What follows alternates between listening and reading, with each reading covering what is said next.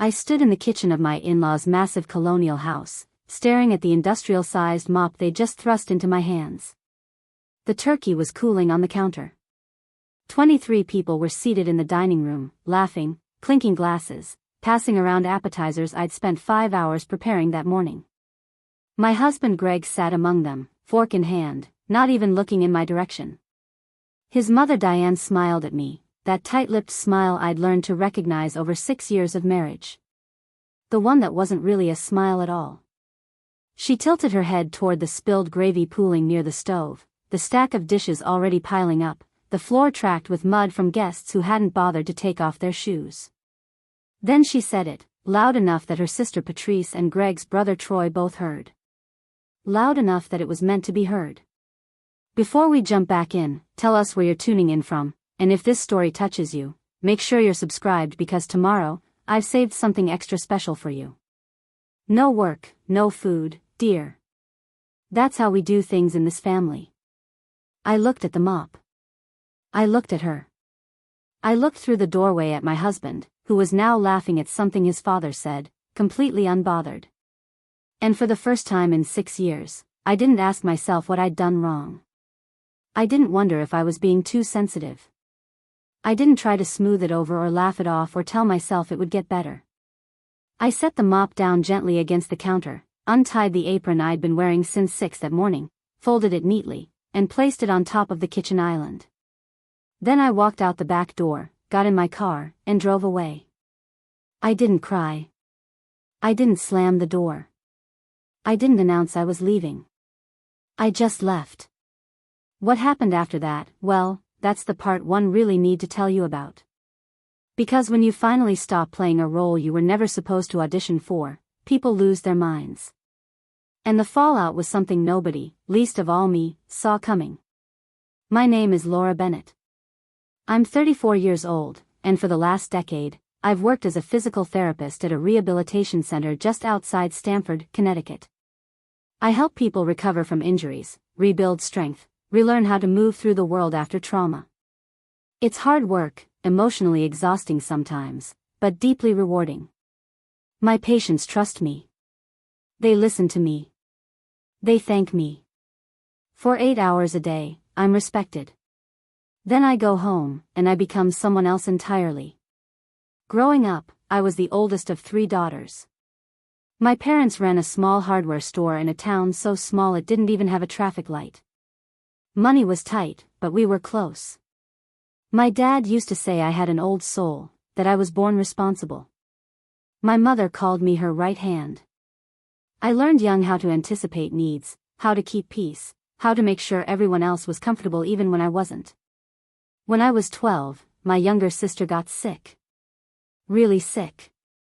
Months in and out of hospitals, experimental treatments, my parents stretched so thin they were nearly transparent.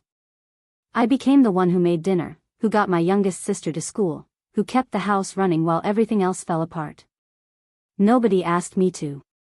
It just became what I did. And when my sister finally recovered, everyone said I'd been such a blessing, so mature, so strong.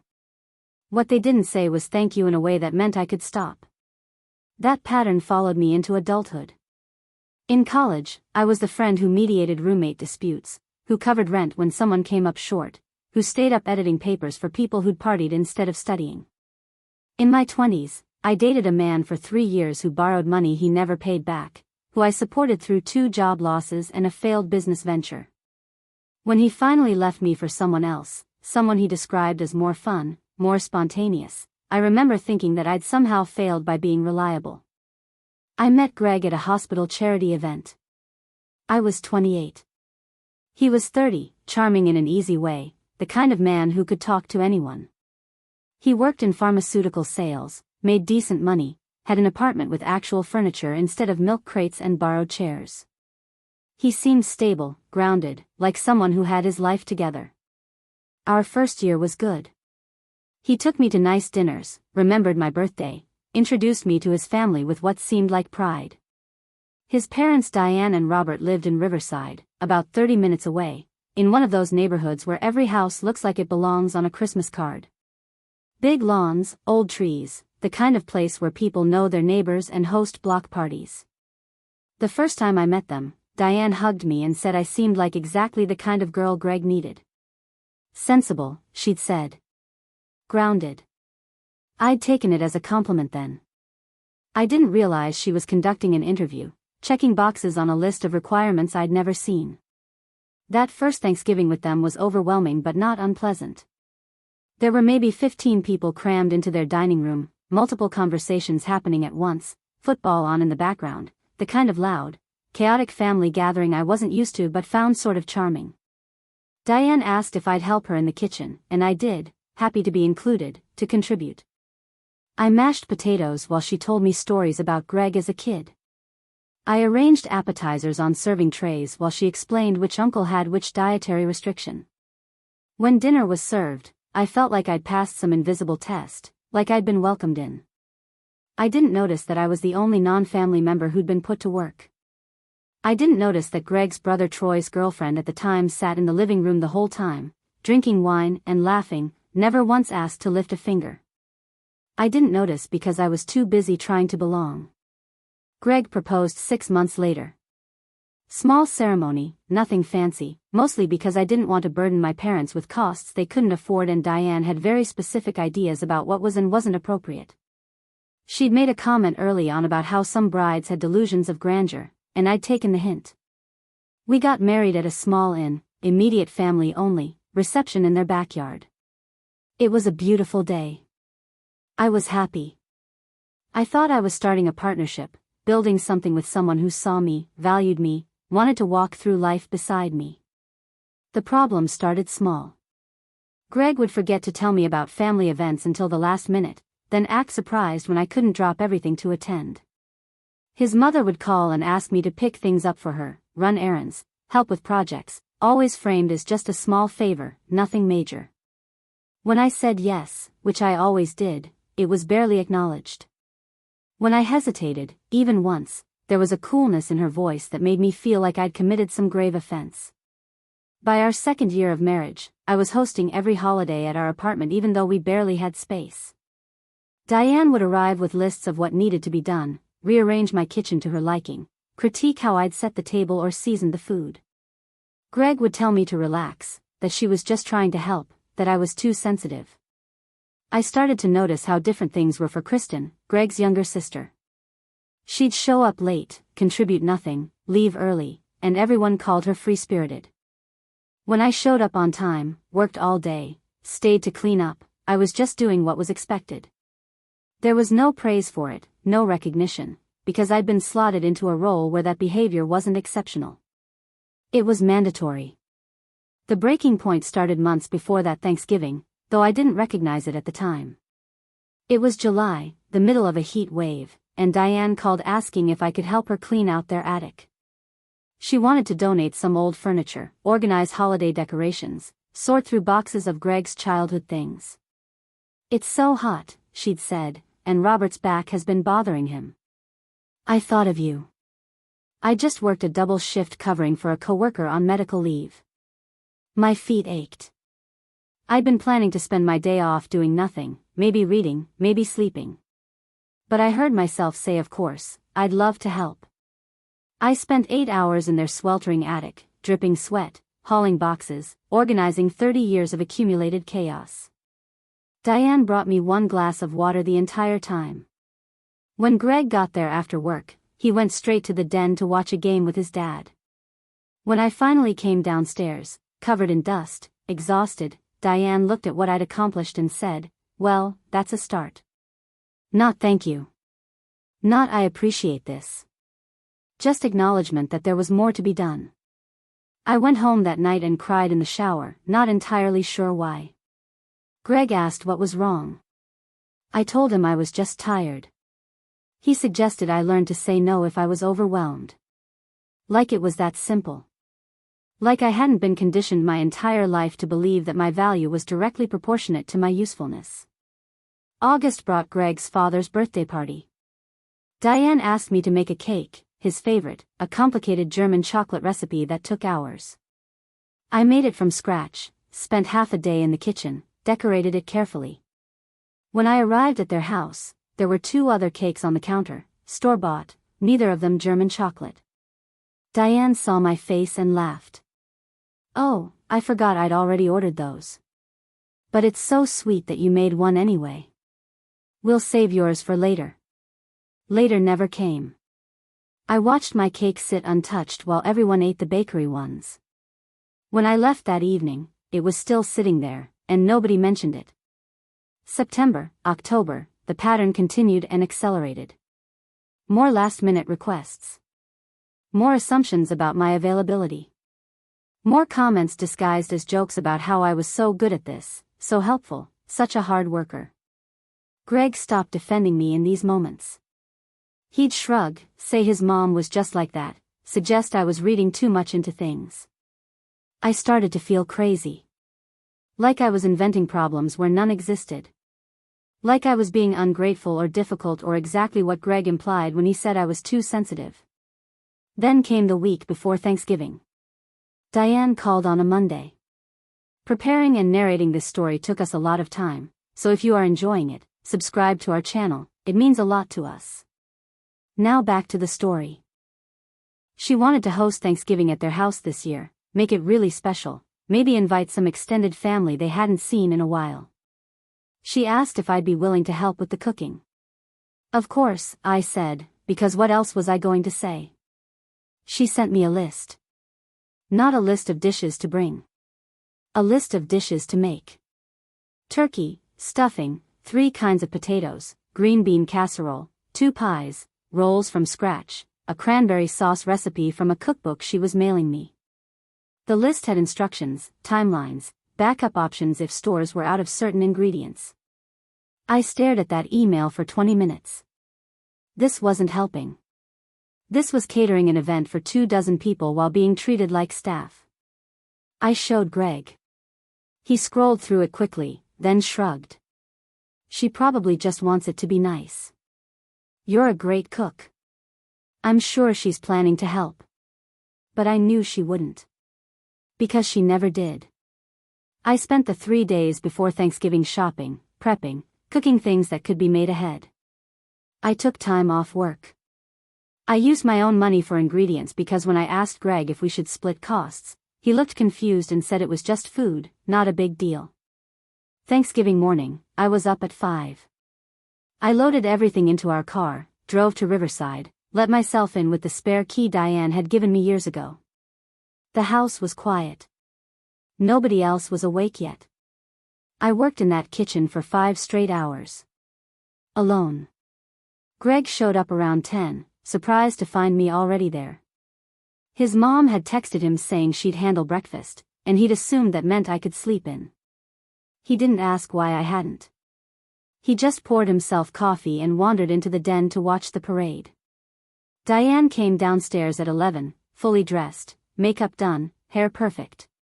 She walked through the kitchen, inspected what I'd done, made a few adjustments to the seasoning without asking, then told me the turkey looked a little dry. Maybe next time I should baste it more frequently. I felt something crack inside me then. Just a little. A hairline fracture in the foundation I'd been standing on for 6 years. Guests started arriving at noon. Diane played hostess, greeting everyone warmly, accepting compliments on how beautiful everything looked, how delicious everything smelled. Not once did she mention my name. Not once did anyone ask who'd cooked.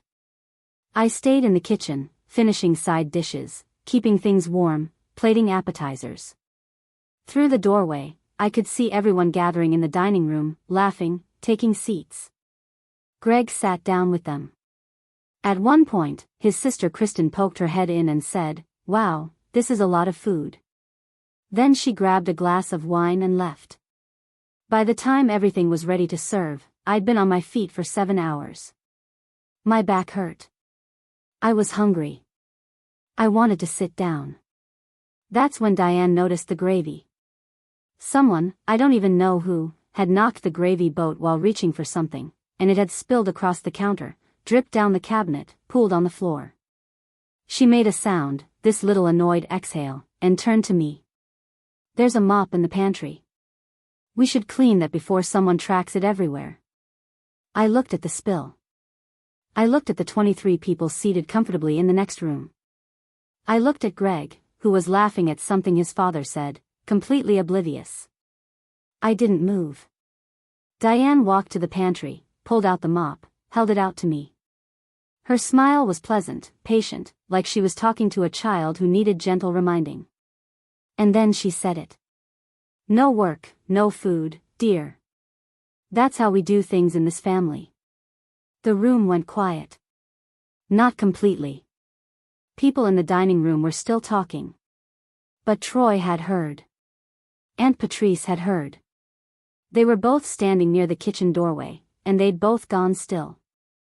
I took the mop from her. I held it. And something inside me that had been bending for years just snapped clean in half. I set the mop down. I untied my apron. I folded it neatly and placed it on the counter. Then I walked past Diane, past Troy, past Patrice, out the back door and into the driveway. I got in my car. I sat there for maybe 10 seconds, hands on the steering wheel, waiting for something. Guilt, maybe. Panic. The impulse to turn around and apologize. But all I felt was clarity. Cold, sharp, undeniable clarity. I started the engine and drove away. I drove for 20 minutes before I realized I had no destination in mind. My hands were shaking on the steering wheel, but not from fear or regret. It was adrenaline, pure and simple, the kind that floods your system when you've finally done something you should have done years ago. I ended up at a rest stop off Route 95, one of those places with vending machines and fluorescent lights that hum too loud. I parked in the far corner of the lot and sat there, engine off, staring at my phone. No calls. No texts. Nothing. It had been almost half an hour since I'd walked out, and nobody had even noticed I was gone. Or if they had, they didn't care enough to reach out. I don't know which possibility felt worse. I thought about Greg sitting at that table, probably assuming I was still in the kitchen, still cleaning, still performing the role I'd been assigned without ever agreeing to it. I thought about Diane making some comment about how I'd be back any minute, how I was probably just getting something from the car. I thought about all those people eating food I'd made, sitting in chairs I'd arranged, enjoying a holiday I'd orchestrated while I sat alone in a highway rest stop trying to figure out what the hell I was supposed to do next. My phone finally buzzed at 4:30. Greg. Where are you? Not are you okay? Not what happened. Just a location check, like I was a package that hadn't been delivered on time. I stared at those 3 words for a long time. My thumbs hovered over the keyboard. I could have explained. I could have told him exactly how his mother had spoken to me, how I'd been treated like hired help, how nobody had even acknowledged the 7 hours I'd spent making sure his family had a perfect Thanksgiving. But explaining required the other person to be willing to hear you. And Greg had proven over and over that he wasn't. I typed back 2 words. I left. The response came almost immediately. What do you mean you left? Everyone's asking where you are. I felt a bitter laugh rise in my throat. Everyone was asking. Not him. Not until 4:30 in the afternoon when dessert was probably being served and someone finally wondered who was going to clean up. I'm not coming back. My phone rang. I declined the call. It rang again. I declined again. Then came a flurry of texts. Laura, this isn't funny. My mom is really upset. You're embarrassing me. Can you please just come back and we'll talk about this later? That last one almost broke me. Not because it was persuasive, but because it was so perfectly Greg. Avoid the conflict now, promise to address it later, and then later never comes because by then I'd have already smoothed it over myself, apologized for overreacting, convinced myself it wasn't that bad. I turned my phone to silent and drove home. Our apartment felt different when I walked in. Quieter, but not in a peaceful way. In the way that spaces feel when you suddenly realize you've been living in them wrong, tolerating things you shouldn't have, accepting conditions that were slowly suffocating you. I took a long shower. Changed into comfortable clothes. Made myself a peanut butter sandwich because I was starving and hadn't eaten a single thing all day. Then I sat on the couch and waited. Greg came home around 8. I heard his key in the lock, heard him pause in the entryway like he wasn't sure what he was walking into. He found me in the living room, sitting in the dark with just the lamp on, eating my sad sandwich. He stood there for a moment, coat still on, looking at me like I was a stranger. "What the hell was that, Laura?" His voice wasn't angry. It was bewildered, like I'd done something so incomprehensible he couldn't even process it. I set down my sandwich and looked at him. Really looked at him. This man I'd married, this person I'd built a life with, who apparently had no idea who I actually was. "Your mother handed me a mop and told me I couldn't eat until I cleaned up a mess I didn't make." He blinked. "That's what this is about? A spill?" I felt something cold settle in my chest. "No, Greg. It's about the fact that I spent 3 days and hundreds of dollars preparing an entire Thanksgiving dinner for your family. It's about the fact that I worked for 7 hours this morning while everyone else sat around relaxing. It's about the fact that when your mother literally told me I wasn't allowed to eat until I did more work, you didn't even notice I was gone for over 4 hours." He ran a hand through his hair, that gesture he did when he wanted to seem reasonable, patient. "You know how my mom is. She doesn't mean anything by it. She's just particular about her kitchen." "It's not her kitchen," I said quietly. "It's yours too. You grew up there. But I notice you weren't in there cooking. Neither was your sister. Neither was your brother. Just me. Like always. You offered to help." I stood up then, too agitated to stay seated. I offered to help, yes. Help. Not do everything. Not be treated like catering staff.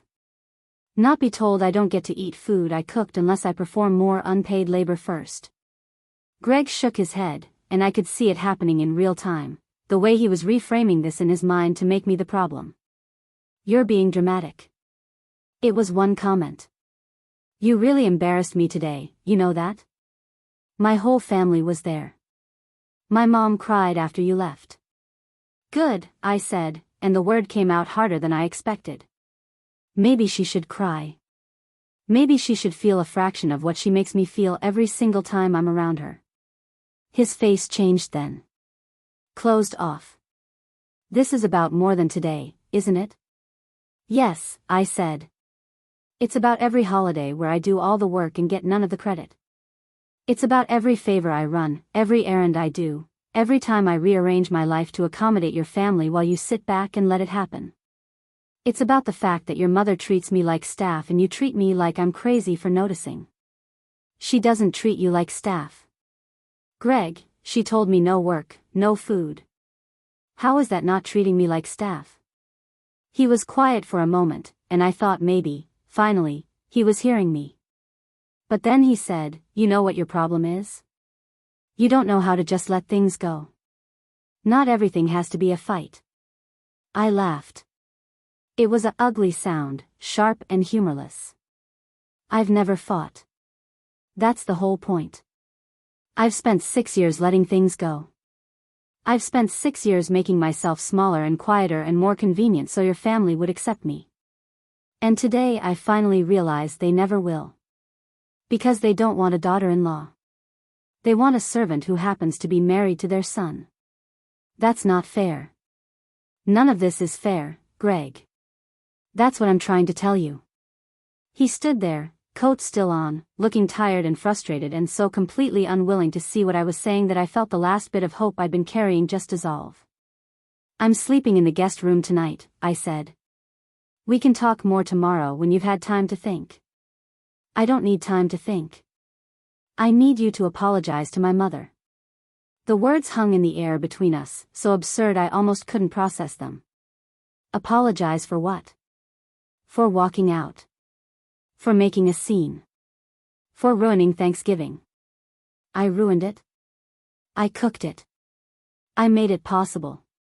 I spent 3 days of my life making sure your family had a beautiful holiday. And when I was told I hadn't earned the right to eat any of it, I left. That's not ruining something, Greg. That's refusing to be disrespected in my own marriage. You're being unreasonable. And there it was. The word I'd been waiting for. Unreasonable. Too sensitive. Overdramatic. All the words people use when they want you to accept mistreatment without complaint. Get out, I said quietly. What? Get out of my sight. Sleep on the couch, sleep in your car, I don't care. But I'm done with this conversation. He stared at me like I'd slapped him. This is my apartment too. Then sleep in your room. I don't care. Just get away from me. He left. I heard him moving around the apartment, heard the couch creak as he settled onto it, heard him talking in low tones on the phone to someone, probably his mother, probably painting me as unhinged. I lay in the guest bed, staring at the ceiling, and felt something I hadn't felt in years. Not peace, exactly, but the absence of a specific kind of pain. The pain of contorting yourself into shapes that don't fit. The pain of smiling through humiliation. The pain of asking yourself what you did wrong when you know, deep down, that you didn't do anything except exist in spaces where your existence was seen as inconvenient. I didn't sleep much that night, but I didn't regret walking out. Not even a little. The next morning, I woke to 17 missed calls and 23 text messages. Most were from Greg. 3 were from Diane. 1 was from Kristen, Greg's sister, which surprised me until I read it. Did you really walk out on Thanksgiving? That's so messed up. Mom worked really hard. I deleted it without responding. Diane's messages were worse. A progression from hurt confusion to barely veiled anger. Laura, I don't understand what happened yesterday. Please call me. Greg says you're upset about something I said. I truly don't remember saying anything hurtful, but if I did, I apologize. I think we should talk about this like adults instead of you running away like a child. That last one made my hands shake. Running away like a child. This woman had handed me a mop and told me to clean before I could eat, but I was the one acting like a child. I called Nicole. She picked up on the second ring, and I could hear cartoons in the background. Her kids. Hey, what's up? You okay? I walked out on Thanksgiving yesterday. There was a pause. Good. I'd been waiting for you to do that for like 3 years. I let out a breath I didn't know I'd been holding. Really? Laura, the last time I was at your place when Greg's mom called, you spent 40 minutes on the phone being told what to buy for some party you weren't even invited to. Then you went out and bought it. I wanted to shake you. I closed my eyes. Why didn't you say anything? Because you have to figure this stuff out yourself. If I'd told you Greg's family was toxic, you would have defended them. You had to see it on your own terms. She was right. I would have defended them. I'd been defending them for years, even inside my own head. So what happened? She asked. I told her everything. The cooking, the hours alone in the kitchen, the mop, the message about no work meaning no food.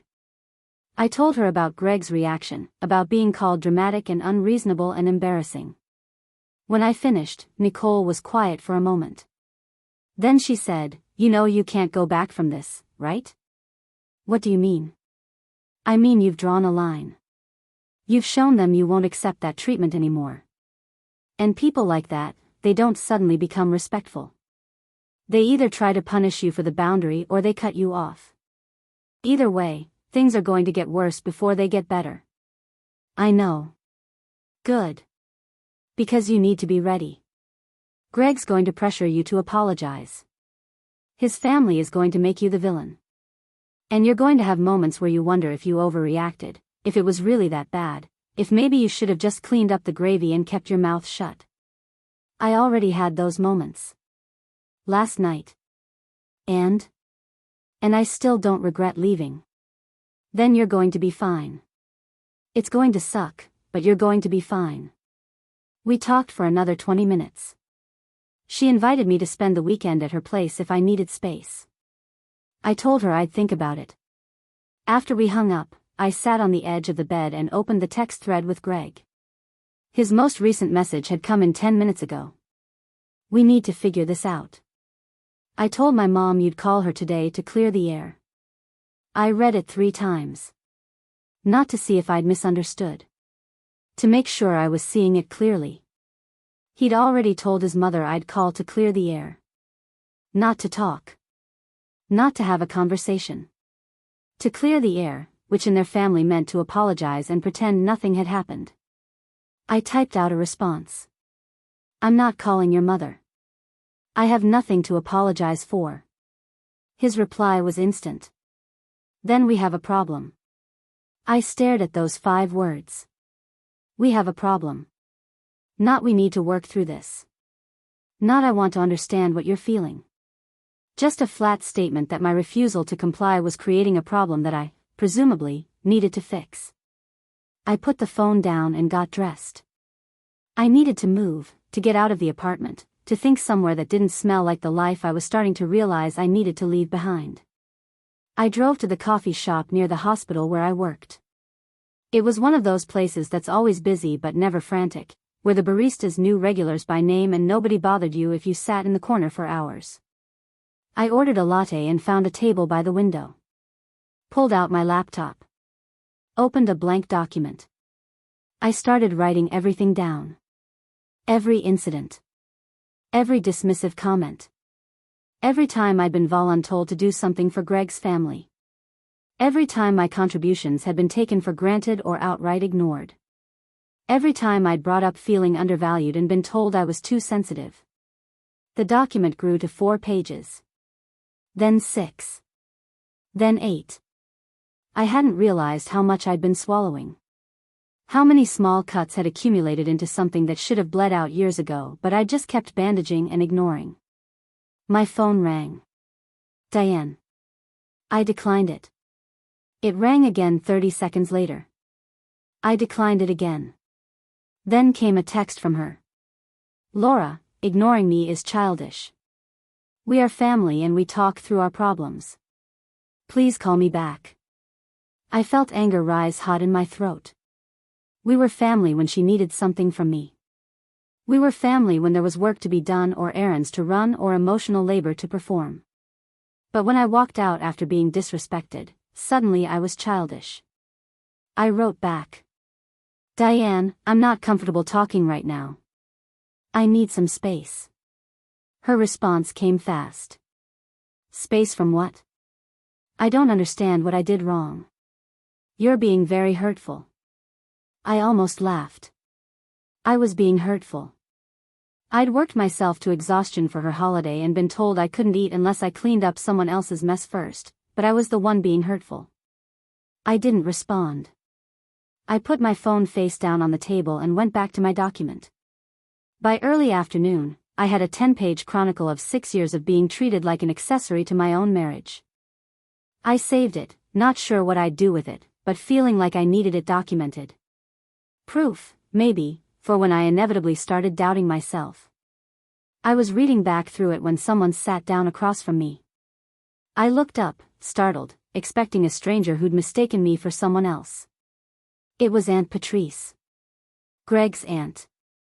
The one who'd been standing in the kitchen doorway yesterday when Diane said that thing about no work, no food. She was 62, with steel gray hair she wore in a practical bob and the kind of direct eye contact that made people uncomfortable. She set her purse down and folded her hands on the table. "I'm not here to convince you to go back." I blinked, not sure how to respond. She continued.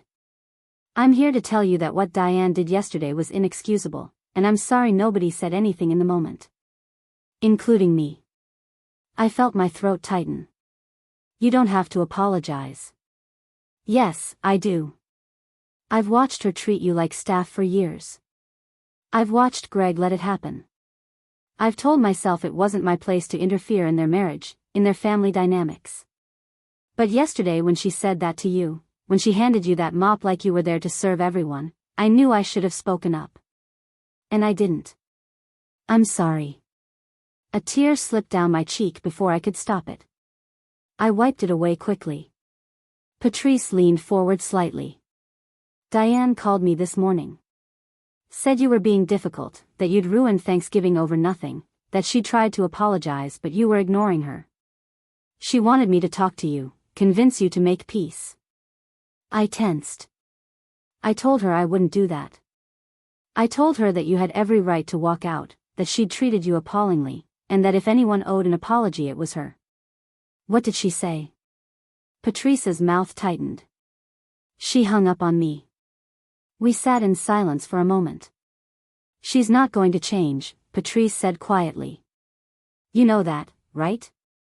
Diane has been the center of her family's universe for 40 years. Robert enables it. Greg was raised in it. They genuinely believe that this is how families work, that women who marry into the family are supposed to prove their worth through service and gratitude. I nodded slowly. I'm starting to understand that. The question is what you're going to do about it. I don't know yet. She reached across the table and squeezed my hand once, briefly. Whatever you decide, you weren't wrong to leave. Don't let them convince you otherwise. She stood, picked up her purse, and paused. For what it's worth, you made a beautiful Thanksgiving. That turkey was perfect. And you deserve to eat it. Then she left, and I sat there crying into my overpriced latte, feeling seen for the first time in 6 years. I went back to work on Monday, grateful for the distraction. My patients didn't know about Thanksgiving. They didn't know about Greg or Diane or the mop or any of it. They just needed me to help them regain strength, to guide them through painful exercises, to encourage them when progress felt impossible. For 8 hours, I could be the version of myself that felt competent and valued. But the relief only lasted until lunch, when I checked my phone and found it exploded with messages. Greg had sent a dozen texts overnight. Most of them were variations on the same theme. We need to talk. This is getting out of hand. My family thinks you hate them. One message stood out though, sent at 2 a.m. My mom is really hurt. She said she's been nothing but welcoming to you and you've thrown it back in her face. Is that really how you see things? I read it twice, feeling that familiar pull toward self-doubt. Had I misread everything? Was I being unfair? Had Diane really been welcoming in ways I'd failed to appreciate? Then I remembered the mop. I remembered 7 hours in that kitchen. I remembered no work, no food. I remembered every single incident I documented in that 10-page file now saved on my laptop. No. I wasn't misremembering. I wasn't being unfair. I was finally being honest. I didn't respond to Greg's texts. Instead, I spent my lunch break calling my own family. My younger sister answered on the 3rd ring, sounding harried. She had 2 kids under 5 and worked part-time from home, juggling conference calls and diaper changes. Hey, what's up? Everything okay?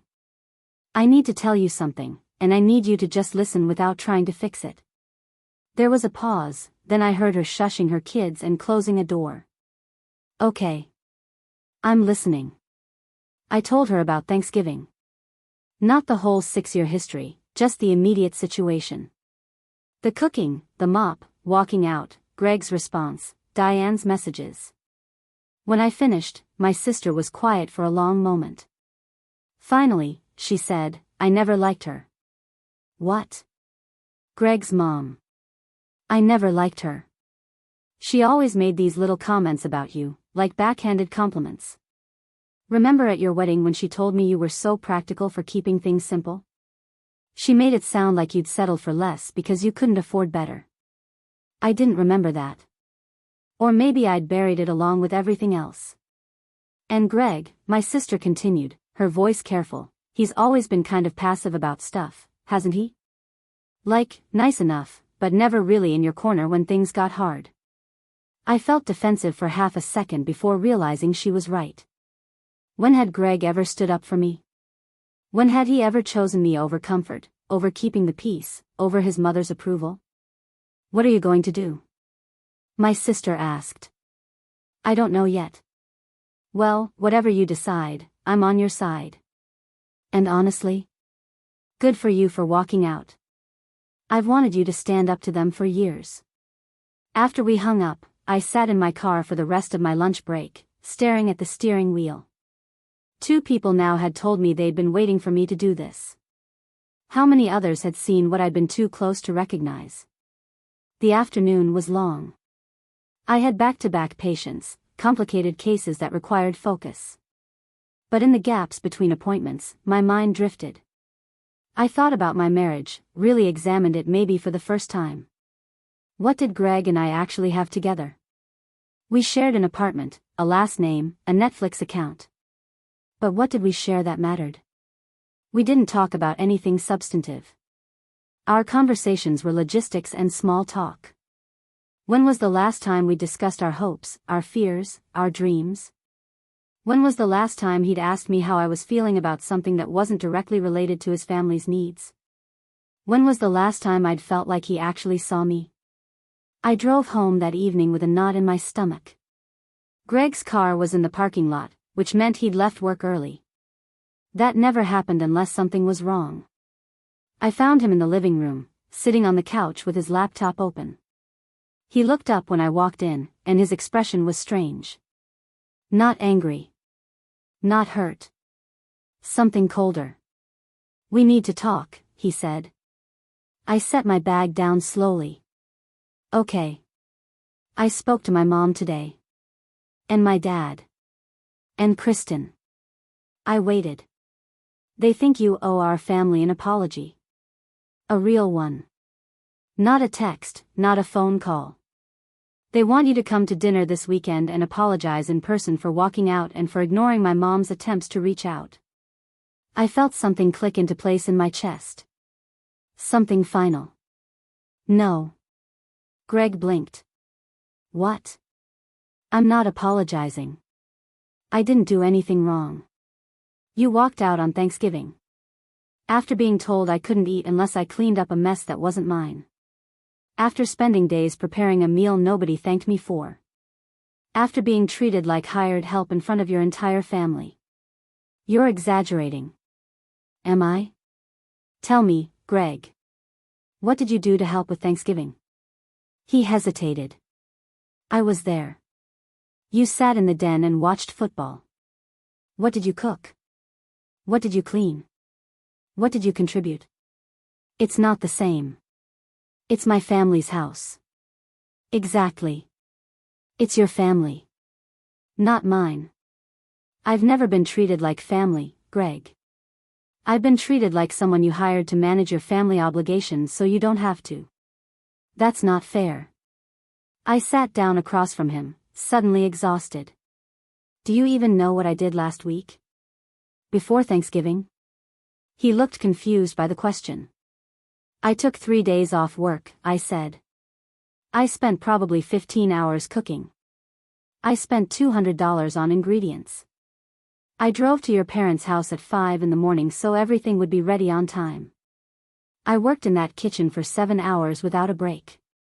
And when your mother told me I hadn't earned the right to eat, you didn't even notice I was gone for 4 hours. You didn't call. You didn't text. You didn't defend me. You just kept eating and laughing and acting like everything was fine. I didn't know it was that bad." "Yes, you did. You just didn't care because it didn't affect you." He closed his laptop, jaw tight. "So what do you want from me? You want me to choose between you and my family? I want you to recognize that your family has treated me terribly and you've enabled it. I want you to acknowledge that I deserve basic respect. I want you to understand why I walked out instead of telling me I'm being dramatic. I don't think you're being dramatic. I just think you're being stubborn. If you'd just apologize and smooth this over, everything could go back to normal." "Normal," I repeated. "You want things to go back to normal? Where normal means I do whatever your family asks, accept whatever they say to me, and never complain because complaining makes me difficult. You're twisting my words." "Am I? Then tell me, in your version of normal, what changes? Does your mother stop calling me at the last minute with demands? Does your family start acknowledging the work I do? Do you start defending me when they're out of line? Or does normal just mean I go back to silently accepting whatever happens because it's easier for you? He stood abruptly. I can't do this right now. You're being impossible. Then don't, I said quietly. Don't do this. I'm not asking you to anymore. He grabbed his coat and keys. I'm staying at my parents' tonight. Maybe some space will help you think clearly. I'm thinking very clearly, I said. That's the problem. He left. The door didn't slam, just closed with a quiet click that felt worse somehow. I sat in the silence of our apartment, and instead of feeling abandoned or panicked or desperate to fix things, I felt relief. Pure, uncomplicated relief. Over the next 3 days, Greg stayed at his parents' house. He texted occasionally, short messages about needing time to think, about being disappointed in how I was handling things, about hoping I'd come to my senses. I didn't respond much. There wasn't anything left to say. On Wednesday evening, Nicole came over with Thai food and wine. We sat on my living room floor like we were in college again, eating straight from the containers. So he's still at Mommy's house? She asked. Yep. And you're not panicking? I shook my head. I thought I would be. I thought I'd be desperate for him to come back, terrified of losing the marriage. But mostly I just feel tired. Tired of what? Of performing. Of pretending. Of trying to earn love from people who were never going to give it. Nicole set down her pad thai and looked at me seriously. Can I tell you something? Always. I think you've known for a while that this marriage wasn't working. I think you've known for years that Greg wasn't really your partner. But you couldn't admit it because admitting it meant you'd failed, and you've spent your whole life trying not to fail at anything. I felt tears prick my eyes. You're right. And now you've hit a point where staying is actually harder than leaving. Where the cost of keeping the peace is higher than the cost of disrupting it. I nodded, not trusting my voice. So the question is, what are you going to do about it? I don't know. Divorce feels so drastic. More drastic than spending the rest of your life being disrespected? I let that sink in. She was right. When I really thought about it, really let myself imagine 10 more years, 20 more years of this, the idea was suffocating. I think I need to talk to a lawyer, I said. Nicole pulled out her phone. I know someone. She's excellent. Handled my cousin's divorce last year. Want me to send you her info? I hesitated for only a second. Yes. She texted me the contact information, and we spent the rest of the evening not talking about Greg or his family. We talked about work, about her kids, about a trip she was planning to visit her sister. Normal things. Easy things. The kind of conversation I realized I hadn't had in months because every interaction in my life had become strained under the weight of my failing marriage. After Nicole left, I looked at the lawyer's information. Marissa Chen. Family law specialist. Good reviews. Office just 15 minutes from my apartment. I sent an email before I could overthink it. Brief, professional, requesting a consultation. I hit send and felt something shift in my chest. Not quite hope, but maybe the beginning of it. The response came the next morning. Marissa had an opening Friday afternoon if I was available. I confirmed the appointment. Thursday evening, Greg finally called. Not texted. Called. I almost didn't answer. But curiosity won out. Hey, he said when I picked up. His voice was strained. Hey. I've been thinking a lot the past few days. Okay. I talked to my parents. Really talked to them. About everything. I waited, not daring to hope. And they helped me see some things. About you. About how you've been acting. My stomach dropped. They think you might be going through something. Stress, maybe. Or depression. My mom suggested you might benefit from talking to someone. A therapist, maybe. I closed my eyes. Of course. Of course that's where this had landed. I wasn't being mistreated. I was mentally unstable. Greg, I said carefully, I'm not depressed. I'm not having a breakdown. I'm done being treated poorly by your family. But that's what I mean. You think you're being treated poorly, but you're interpreting normal family dynamics as attacks. That's not healthy. Normal family dynamics don't include being told you can't eat until you've done enough work. Mom explained that. She was joking. It was just her way of saying the kitchen needed to be cleaned before we ate. You took it the wrong way. I laughed. It was a hollow sound. She explained it. After the fact. After I walked out. How convenient. Laura, I'm trying here.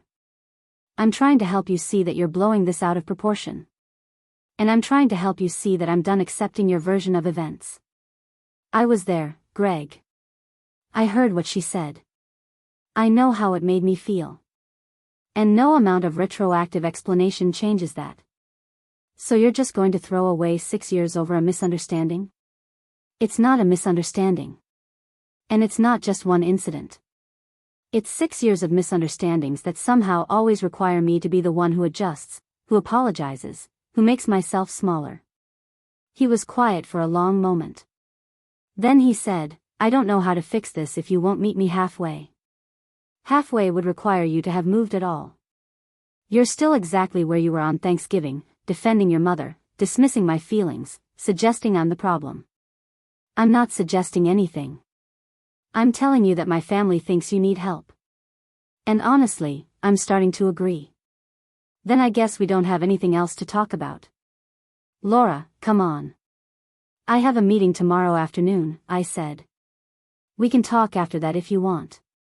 But right now, I'm done with this conversation. What meeting? I'll tell you tomorrow. I hung up before he could respond. Friday afternoon, I sat in Marissa Chen's office, surrounded by law books and framed degrees, feeling surreal. I'd never imagined myself here, sitting across from a divorce attorney, discussing the dissolution of a marriage I'd entered with such hope. Marissa was probably in her 40s, with kind eyes and a direct manner that put me at ease. She listened without interrupting as I explained the situation. Not just Thanksgiving, but the pattern leading up to it. The years of being undervalued, the expectation that I'd serve Greg's family without question, his refusal to defend me or even acknowledge the problem. When I finished, she was quiet for a moment, making notes on her legal pad. Finally, she looked up. The good news is that Connecticut is a no-fault divorce state. You don't need to prove wrongdoing. You just need to assert that the marriage has broken down irretrievably. Okay. The less good news is that divorce is expensive, emotionally and financially. You'll need to prepare for that. But from what you've told me, I don't see any major complications. No children, no jointly owned property, both of you work. This should be relatively straightforward. How long does it take? Minimum 90 days from when the paperwork is filed. Could be longer if he contests it or if there are disagreements about asset division. But typically, cases like yours resolve within 6 months. 6 months. Half a year to undo 6 years. I want you to think carefully about this, Marissa said. Don't file in anger. Make sure this is what you want. But if you decide to move forward, I can help you. I left her office with a folder full of information and a strange sense of calm. This was real. This was an actual option. I could leave. I drove home slowly, processing. By the time I pulled into the parking lot, I knew what I needed to do. Greg was waiting in the apartment when I got there. He'd let himself in, was sitting on the couch with his hands clasped between his knees. Where were you? He asked. I set my bag down. I met with a divorce attorney. His face went pale. What? I'm done, Greg. I'm filing for divorce. You can't be serious. I've never been more serious about anything in my life. He stood, hands shaking. Over Thanksgiving? You're ending our marriage over one bad day? It's not one bad day. It's 6 years of bad days that I convinced myself were normal. It's realizing that you've never chosen me over your family's comfort. It's understanding that this isn't going to change. We can go to counseling. We can work on this. I don't want to work on this anymore. I'm exhausted, Greg. I'm exhausted from trying to be enough for people who will never think I am. I'm done. His eyes filled with tears. I love you. Maybe you do. But you don't respect me. And I need both. He sank back onto the couch, looking shattered. What do you want me to do? I want you to move out. The lease is in both our names, but I'll keep the apartment. You can take whatever you want. I'm not interested in fighting over furniture. Just like that? You've already decided everything? I've been deciding for months. I just finally admitted it to myself. He left that night with 2 suitcases and a stunned expression. After he was gone, I sat in the quiet apartment and waited for the guilt, the regret, the desperate urge to call him back. It never came. The divorce papers were filed the following Tuesday. Marissa handled everything with professional efficiency, explaining each form, each signature, each step in the process. I felt oddly detached from it all, like I was watching someone else end their marriage while I observed from a distance. Greg received the papers on Thursday. I know because that's when my phone started ringing non-stop. Not just from him, but from Diane, from Robert, from Kristen, even from cousins I'd met maybe twice in 6 years. Suddenly everyone had opinions about my decision, my character, my mental state. Diane left 3 voicemails in the span of an hour. I listened to them once, then deleted them. The first was confused, asking what was happening, saying she'd heard rumors but couldn't believe them. The second was hurt, saying she'd always treated me like a daughter, that she was devastated I could do this to Greg. The third was angry, accusing me of being selfish and cruel, of breaking up a family over nothing. I didn't call her back. Kristen sent a long text message about how marriages take work, how you don't just give up when things get hard, how disappointed she was in me. This from a woman who'd been divorced twice before 30 and who'd never once offered me anything but judgment. I blocked her number. Robert, surprisingly, sent a single email. It was short, formal, expressing his hope that Greg and I could work things out but respecting that it was our decision to make. No blame, no manipulation, just a straightforward acknowledgement. It was the kindest communication I'd received from anyone in Greg's family in 6 years. The worst came from Greg himself. He alternated between apologetic and accusatory, sometimes within the same message. One text would say he understood why I was hurt and wanted to make things right. The next would say I was destroying his life over a misunderstanding, that I was being vindictive and irrational. On Saturday morning, he showed up at the apartment. I'd specifically asked him not to do that, to communicate through our lawyers, but he appeared at 8 in the morning looking like he hadn't slept in days. I opened the door halfway, not inviting him in. "We need to talk," he said. "Really talk. Not through lawyers. I don't think that's a good idea. Please, Laura. Just give me 10 minutes. Against my better judgment, I let him in. We sat in the living room, the same space where we'd had so many conversations over the years, though none as final as this one. "I talked to my mom," he started. "Really talked to her. About how she's treated you." I waited, not letting myself hope. "She admits that maybe she's been too demanding sometimes. She said she didn't realize you felt like you were being taken advantage of. She wants to apologize." "Okay. And I've been thinking about everything you said. About how I haven't defended you, how I've let things slide. You're right. I should have stood up for you more." I felt a flicker of something. Not hope exactly, but acknowledgement. He was finally hearing me, even if it had taken divorce papers to make it happen. But then he continued. "The thing is, I think we both made mistakes here. You could have communicated better too. If you'd just told me how serious this was, if you'd made it clear that it was a deal breaker, I would have done things differently." And there it was. The but. The both sides. The subtle shift that made my pain partially my fault for not explaining it clearly enough. I told you, I said quietly. Many times. I told you your mother's demands were too much. I told you I felt taken for granted. I told you I needed you to support me more. You told me I was being too sensitive. You told me to let it go. You told me that's just how she is.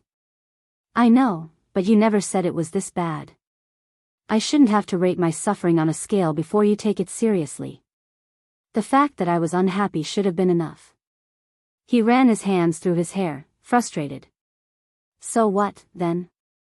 We're just done. You won't even try counseling? Greg, I've been trying for 6 years. I've been bending and accommodating and making myself smaller. I've been communicating, just not in a way you were willing to hear. And now that I'm finally setting a boundary, finally saying this isn't acceptable, you want me to try harder? I want us to fight for our marriage. I did fight for it. For years. Alone. And I'm tired. He looked at me with something like disbelief. You're really going to throw away everything we built over my mother being annoying a few times? I felt anger flash hot in my chest. Your mother told me I couldn't eat food I'd cooked unless I cleaned up someone else's mess. That's not annoying. That's degrading. And the fact that you still can't see the difference, that you're still minimizing it, tells me everything I need to know. I'm not minimizing it. I'm trying to put it in perspective. Your perspective is wrong. And I'm done trying to make you see mine. He stood, defeated. My family is going to be destroyed by this. Then maybe your family should have treated me better. He left without another word. I locked the door behind him and felt nothing but exhaustion. The following week, something shifted in how Greg's family approached the situation. The apologetic messages stopped. In their place came a coordinated campaign to paint me as unstable, vindictive, and unreasonable. It started with social media. Kristen posted a vague status about how some people quit when things get hard instead of fighting for what matters. Several of Greg's relatives liked it. A few commented with supportive messages clearly directed at him. Then Diane posted a family photo from years ago, back when Greg and I were first married. The caption read something about cherishing family bonds and staying strong through difficult times. The comments section filled with people expressing sympathy, though nobody mentioned me by name. It was all carefully crafted. Nothing directly attacking me, nothing that could be screenshot and used as evidence of harassment, but the message was clear. I was the villain. I'd abandoned the family. I was the one causing pain. I stayed offline. I didn't respond, didn't defend myself, didn't engage. Nicole told me that was the smartest move, that anything I said would be twisted and used against me. But the silence took a toll. I started doubting myself again. Had I overreacted? Was walking out on Thanksgiving really worth ending a marriage? Were these people right that I was being too rigid, too unforgiving, too quick to give up? Then something happened that changed everything. It was a Tuesday evening, almost 2 weeks after I'd filed for divorce. I was home alone, eating dinner in front of the television, when my phone rang. Unknown number. I almost didn't answer, assuming it was another of Greg's relatives calling from a number I hadn't blocked yet. But something made me pick up. Laura? The voice was female, unfamiliar, hesitant. Yes? This is Monica. Monica Hargrove. I don't know if you remember me. I searched my memory. The name sounded vaguely familiar, but I couldn't place it. She continued. I was engaged to Greg's brother Troy about 4 years ago. We broke up before the wedding. Oh. I did remember now.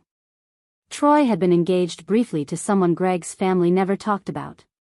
The engagement had ended suddenly, and whenever her name came up, people changed the subject. I remember, I said carefully. Is everything okay? She laughed, but it was bitter. I just saw that you're divorcing Greg. Someone posted about it in a neighborhood Facebook group, all concerned and sympathetic. And I had to call you because nobody warned you, did they? Warned me about what? About that family. About what they do to women who marry in. I sat up straighter, my dinner forgotten. What do you mean? Monica took a breath. When Troy and I got engaged, Diane was wonderful at first. Welcoming, warm, told me she was so happy to have another daughter. But then the expectations started. Little things at first. Asking me to help with holiday preparations, to run errands, to be available whenever she needed something. And Troy just expected me to do it. Said that's what family does. This was sounding painfully familiar. It escalated, she continued. By the time we'd been engaged 6 months, I was essentially working as her unpaid assistant. Party planning, grocery shopping, cleaning her house, watching her friends' kids. And every time I tried to set a boundary, every time I said I couldn't do something, I was made to feel like I was being difficult. Like I was failing some test. What happened? I snapped. It was at Troy's birthday party. Diane had asked me to handle all the food, the decorations, everything. I spent 2 days getting ready. And when I got there, she criticized everything I'd done. The napkins were the wrong color. The cake was too sweet. The music I'd chosen was inappropriate. She redid half of it while guests were arriving, talking about me like I wasn't standing right there. God, I'm sorry. Troy didn't defend me. Just like I'm guessing Greg didn't defend you. He told me I was being too sensitive, that his mom was just particular, that I needed to develop a thicker skin. So I left. Broke off the engagement. And you know what happened? What? The entire family turned on me. Overnight I went from being welcomed to being vilified. They spread rumors that I was mentally unstable, that I'd stolen from Diane, that I'd cheated on Troy. None of it was true, but it didn't matter. They destroyed my reputation in that community. I had to move to a different town because people I'd never met had opinions about my character based on lies Diane had spread. I felt cold all over. Are you saying that's going to happen to me? I'm saying it's probably already happening. That family has a pattern. They love bomb you at first, make you feel special and included. Then they start extracting value. Labor, money, time, emotional energy, whatever you have that they want. And if you comply, you're tolerated. The second you resist, you're the enemy. And they're very good at making themselves look like victims. How do you know all this? Because after I left, I started digging. I found 2 other women. One was engaged to Troy before me. Another was Robert's nephew's wife who divorced him. Same pattern every time. Initially welcomed, gradually exploited, eventually discarded or driven away when they set boundaries. And in every case, Diane positioned herself as the wounded matriarch whose family was being torn apart by an unreasonable woman. Why are you telling me this? Because nobody told me. And I wish they had. I wish someone had warned me that this wasn't normal, that I wasn't crazy, that this was a pattern of behavior designed to benefit them at my expense. So I'm telling you now. Whatever they're saying about you, whatever narrative they're building, it's not true. You're not the problem. They are. We talked for almost an hour. Monica told me about the other women she'd found, about the similar stories, about the way Greg's family operated like a well-oiled machine designed to identify useful people and extract maximum value before disposing of them. Before we hung up, she said one more thing. Document everything. Every message, every voicemail, every social media post. Because if they're following their usual pattern, they're going to escalate. And you're going to need evidence. I thanked her and ended the call. Then I sat in the dark living room, my mind racing. I wasn't crazy. I wasn't overreacting. This was real, documented, a pattern that had destroyed other women before me. The next morning, I went through my phone and email systematically. I screenshot every dismissive text from Greg, every demanding message from Diane, every guilt trip from family members. I saved voicemails. I documented dates and times of incidents. I created a folder on my computer and backed everything up in 3 places. Then I called Marissa and told her about Monica's call. She was quiet for a moment. Then she said, "This is actually very helpful. If they try to claim you're unstable or make accusations during the divorce proceedings, having evidence of a pattern of behavior toward multiple women strengthens your credibility significantly. Do you think they'll do that? Based on what you've told me?" "Yes. I think they're going to fight dirty. But now we're prepared." Over the next few days, the attacks intensified.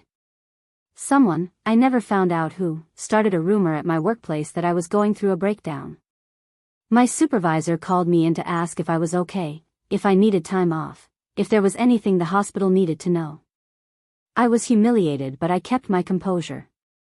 I explained calmly that I was going through a divorce, that it was amicable on my end, and that someone was spreading false information.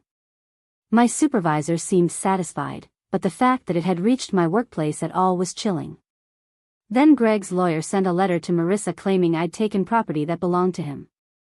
Specifically, he wanted compensation for household items I'd supposedly kept. The list was absurd. A lamp I'd bought before we were married. Kitchen equipment that had been wedding gifts to both of us. Even some books that had always been mine. It was transparent harassment, an attempt to make the divorce expensive and complicated. Marissa responded efficiently, providing receipts and evidence of ownership, and the claims were dropped. But the message was clear. They were going to make this as difficult as possible. The breaking point came 3 weeks after I'd filed for divorce. I came home from work to find Greg sitting in his car in the parking lot. Not our car, a car I didn't recognize. When I approached, his mother Diane was in the passenger seat. My stomach sank. I walked past them toward my apartment. Greg got out of the car. "Laura, wait. Please. Just hear us out." I kept walking. I didn't want this confrontation, didn't want to give them ammunition. Diane got out too. Her voice was sharp. "You can't just ignore us. We have a right to talk to you." I stopped at my door, keys in hand. "You don't have any rights where I'm concerned. I'm not your family. I'm not your daughter-in-law anymore. I'm just someone your son used to be married to." "How dare you," Diane said, her composure cracking. "After everything I've done for you. After I welcomed you into our family, treated you like my own daughter." I turned to face her fully. "You treated me like an employee you didn't have to pay." "That's a lie." "Is it?"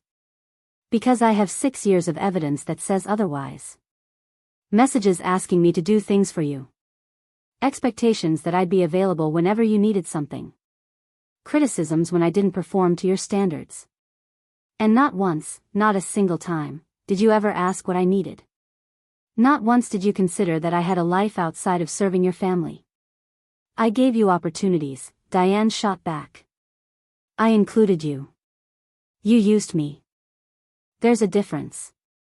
Greg stepped forward. "Mom, maybe we should go." But Diane wasn't done. "You're destroying my son's life because you're too immature to handle normal family dynamics. You're selfish. You're ungrateful. And you're going to regret this." "Is that a threat?" "It's a fact. Nobody walks away from this family and comes out ahead. You'll see." I looked at Greg. He was staring at the ground, saying nothing, letting his mother threaten me on his behalf. Even now, even after everything, he couldn't stand up to her. I went inside and locked the door.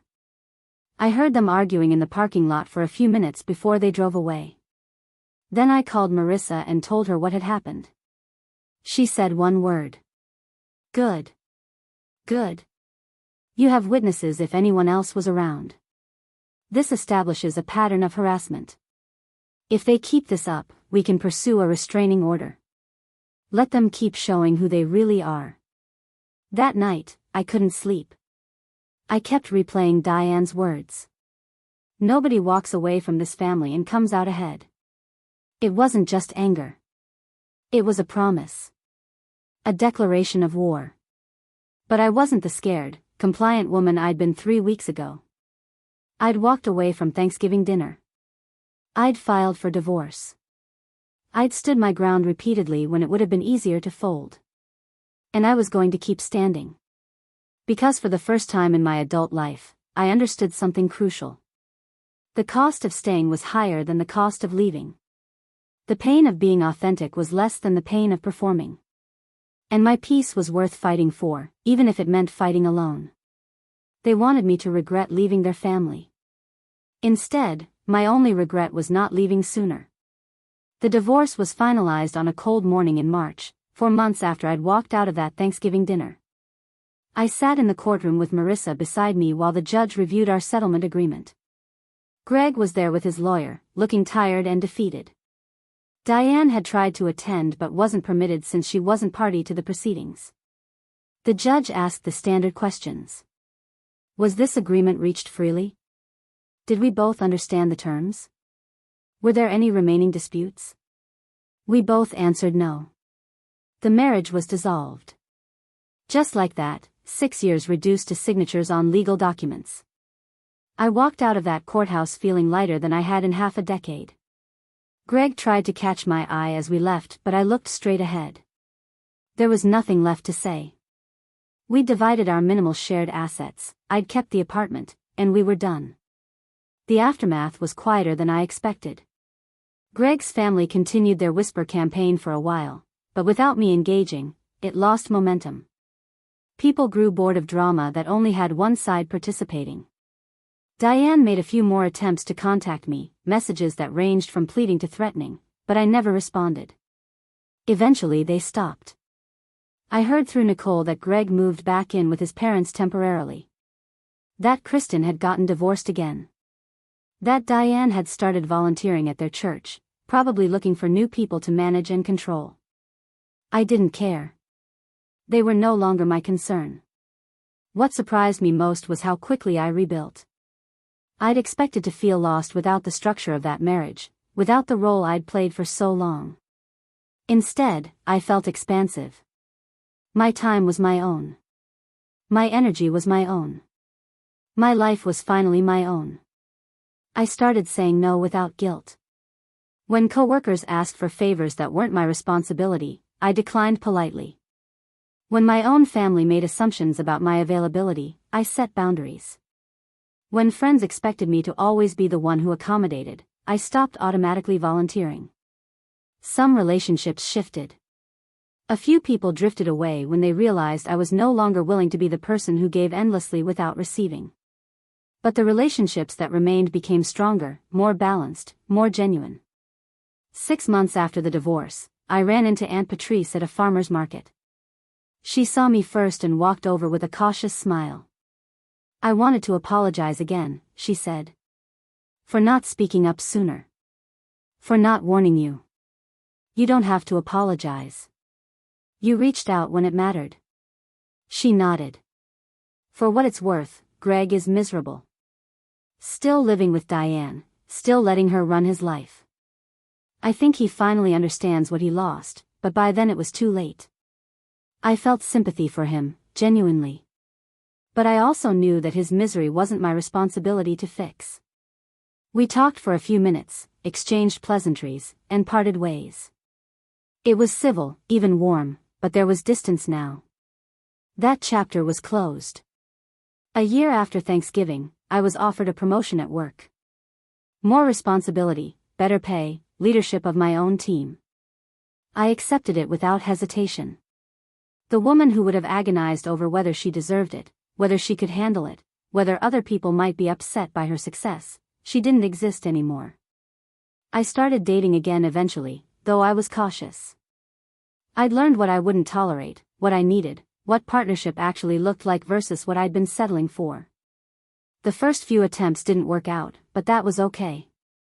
I was no longer desperate to be chosen. I was selective about who I let into my carefully rebuilt life. On Thanksgiving that year, I volunteered at a community dinner. Served food to people who needed it, sat with strangers, had genuine conversations. It was the opposite of that terrible day a year earlier. Nobody demanded anything of me. Nobody treated me like staff. I gave freely because I wanted to, not because I was obligated. When I got home that evening, I sat in my quiet apartment and felt something I hadn't experienced in years. Contentment. Not happiness exactly, not the explosive joy of new love or major achievement, but something steadier. The deep satisfaction of living authentically, of taking up space without apology, of belonging to myself first. I thought about the woman who'd stood in that kitchen holding a mop, being told she hadn't earned the right to eat. I thought about how small she'd felt, how desperate for acceptance, how willing to diminish herself for the illusion of belonging. And I was grateful she'd finally walked away. Because on the other side of that door, past the anger and grief and upheaval, was freedom. The freedom to build a life on my own terms. The freedom to surround myself with people who valued me. The freedom to recognize my worth without needing external validation. They'd wanted me to regret leaving. To come crawling back, apologetic and compliant. To learn my place in their hierarchy. Instead, I'd learned something far more valuable. That leaving wasn't giving up. That boundaries weren't cruelty. That choosing myself wasn't selfish. I'd walked away from a family that never truly wanted me. And in doing so, I'd found myself. That was worth every difficult moment. Every lonely night. Every doubt and fear and second guess. I'd left with nothing but my dignity.